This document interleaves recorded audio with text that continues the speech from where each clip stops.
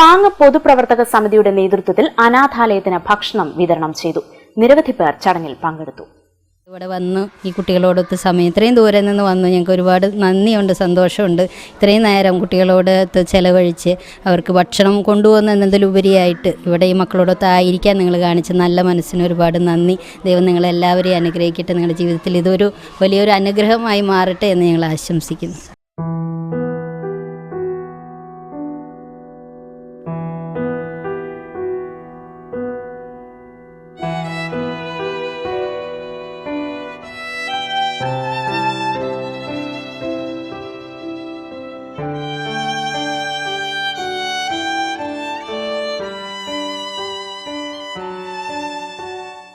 കാരുണ്യ പ്രവർത്തനങ്ങൾ നടത്തി സമൂഹത്തിൽ വീണ്ടും മാതൃകയാകുകയാണ് പാങ്ങ് പൊതുപ്രവർത്തക സമിതി.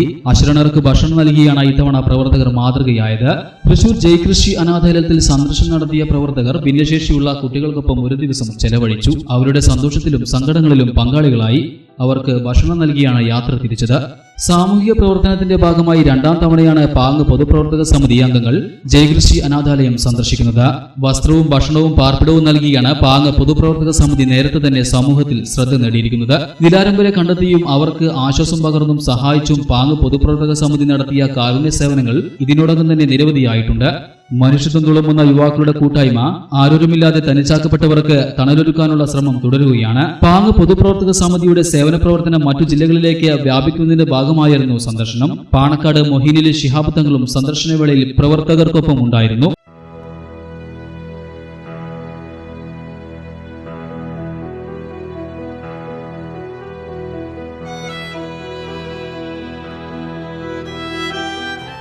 സ്നേഹവും വാത്സല്യവും ഈ 70-ൽ കൂടുതൽ ഉപരി കുട്ടികളെ ഇവർ എവിടെയുള്ള നമ്മുടെ സിസ്റ്റർമാർ സ്വന്തം മാതാപിതാക്കളെ പോലെയാണ് അവർ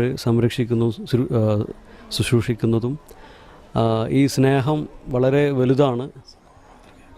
സമൂഹം ഇത് കണ്ട് സമൂഹത്തിൽ ഇതൊക്കെ പ്രചരിപ്പിക്കേണ്ടതാണ്. കാരണം ഇത്തരത്തിലുള്ള സമൂഹത്തിൽ ആരും ശ്രദ്ധിക്കാത്ത അല്ലെങ്കിൽ ഇതുപോലെയുള്ള ആളുകളെ കാണുമ്പോൾ തലതിരിക്കുന്ന ആ ഒരു സമ്പ്രദായം നമ്മൾ മാറ്റിയിട്ട് ഇങ്ങനെയുള്ള പ്രവർത്തനത്തിലേക്ക് നമ്മളെ സഹോദരന്മാർ ഈ പ്രവർത്തനത്തിലേക്ക് ഇറങ്ങണമെന്ന് ഞാൻ.